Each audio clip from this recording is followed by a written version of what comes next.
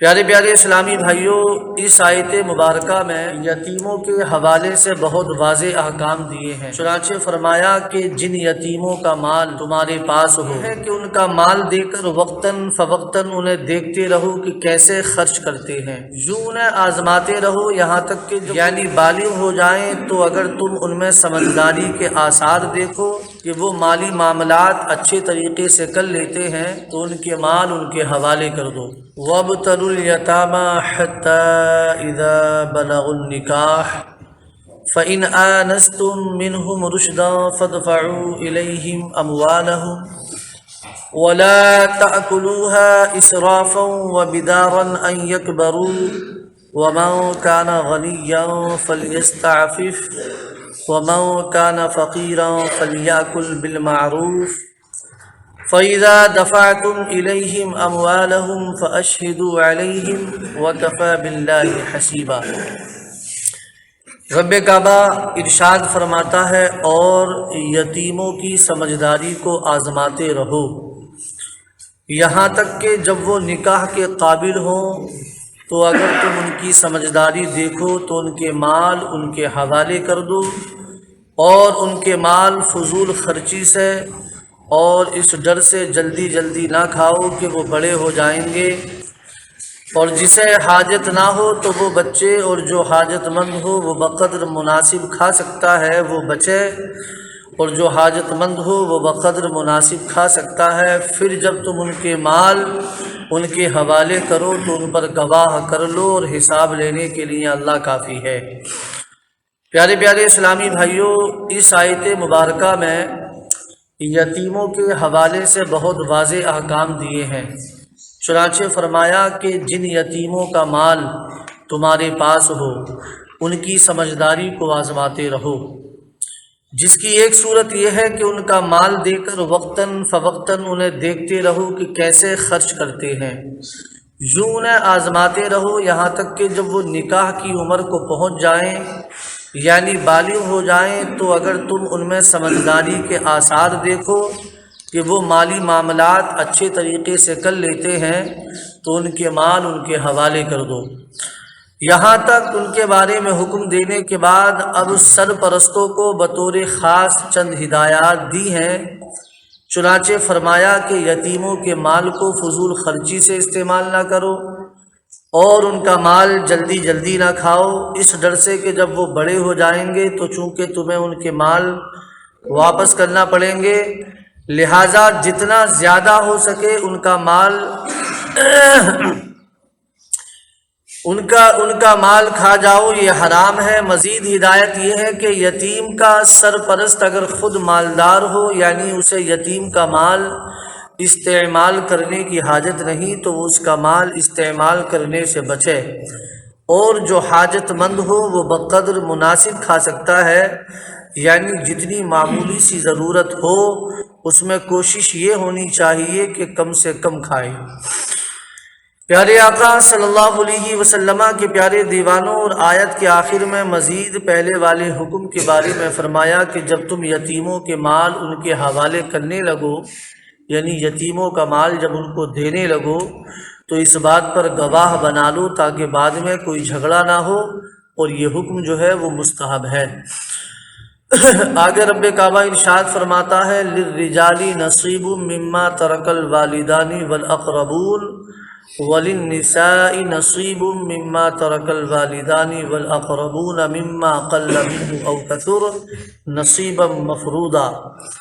مردوں کے لیے اس مال میں سے وراثت کا حصہ ہے جو ماں باپ اور رشتہ دار چھوڑ گئے،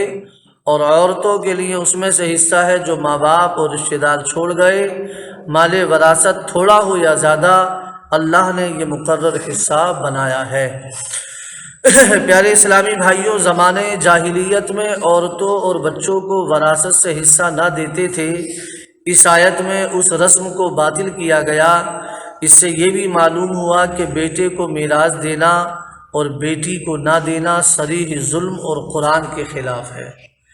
دونوں میراث کے حقدار ہیں، اور اس سے اسلام میں عورتوں کے حقوق کی اہمیت کا بھی پتہ چلتا ہے۔ یعنی جس طرح بیٹا مال وراثت کا حقدار ہے اسی طرح بیٹی بھی مال وراثت کی حقدار ہے، اور اگر کوئی بیٹی کو یا بہن کو یا پھپھو کو اگر وہ مال نہیں دیتا مال وراثت میں جو اس کا حق ہے تو پھر وہ سراسر ظلم پر ہے، حق العبد میں گرفتار ہے، اور قیامت کے دن اس کا حساب اس کو دینا ہوگا۔ آگے رب کعبہ ارشاد فرماتا ہے وَإِذَا حَضَرَ الْقِسْمَةَ أُولُو الْقُرْبَى وَالْيَتَامَى وَالْمَسَاكِينُ فَارْزُقُوهُم مِّنْهُ وَقُولُوا لَهُمْ قَوْلًا مَّعْرُوفًا، اور جب تقسیم کرتے وقت رشتہ دار اور یتیم اور مسکین آ جائیں تو اس مال میں سے انہیں بھی کچھ دے دو اور ان سے اچھی بات کہو۔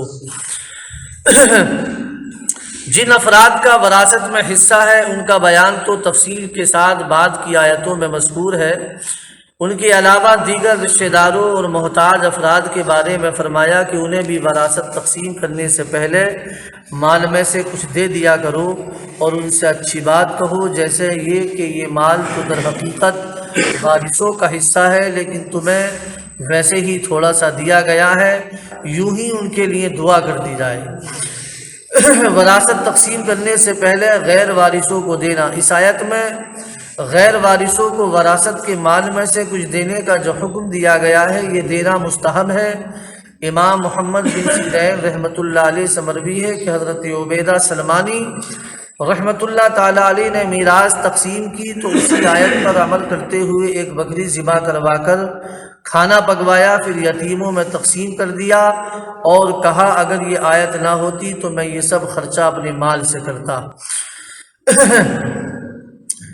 در منصور میں ایک روایت ہے کہ حضرت عبد الرحمن بن ابو بکر رضی اللہ تعالی عنہما نے جب اپنے والد کی میراث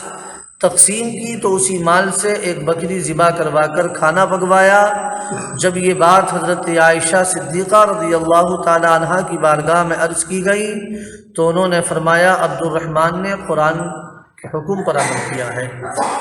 اس مستحب حکم پر یوں بھی عمل ہو سکتا ہے کہ بعض اوقات کوئی بیٹا یتیم بچے چھوڑ کر فوت ہو جاتا ہے اور اس کے بعد باپ کا انتقال ہوتا ہے تو وہ یتیم بچے چونکہ پوتے بنتے ہیں اور چچا یعنی فوت ہونے والے کا دوسرا بیٹا موجود ہونے کی وجہ سے یہ پوتے دادا کی میراث سے محروم ہوتے ہیں، تو دادا کو چاہیے کہ ایسے پوتوں کو وصیت کر کے مال کا مستحق بنا دے، اور اگر دادا نے ایسا نہ کیا ہو تو وارثوں کو چاہیے کہ اوپر والے حکم پر عمل کرتے ہوئے اپنے حصے میں سے اسے کچھ دے دے۔ اس حکم پر عمل کرنے میں مسلمانوں میں بہت سستی پائی جاتی ہے، بلکہ اس حکم کا علم ہی نہیں ہوتا۔ البتہ یہ یاد رہے کہ نابالغ اور غیر موجود وارث کے حصے میں سے دینے کی اجازت نہیں۔ تو پیارے پیارے میٹھے میٹھے اسلامی بھائیوں، یقیناً اگر دیکھا جائے تو آج بے شمار ہمارے اسلامی بھائی وراثت کے مسائل سے بالکل ناواقف ہیں، لہذا